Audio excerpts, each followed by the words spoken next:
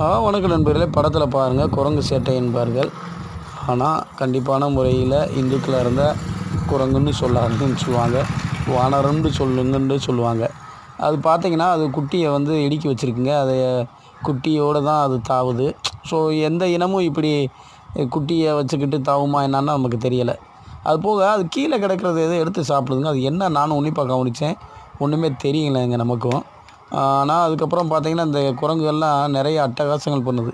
இது வேறு எங்கேயும் இல்லைங்க. அது நம்ம வந்து அலர்வேலை சுற்றி உள்ள ஊர்களில் வலையப்பட்டின்னு ஒரே ஒரு ஊரில் நம்ம யதார்த்தமாக தீயணைப்பு கருவிகள் அங்கே விற்க போயிருந்தோம்.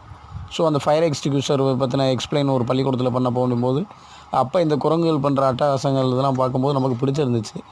சரி நல்லா தானே இருக்குது, இதில் எடுத்து நம்ம யூடியூப்பில் போடுவோமே அப்படின்னு சொல்லிட்டு தாங்க தயாரானோம். இப்போ நீங்களும் பார்க்குறீங்க படத்தில்.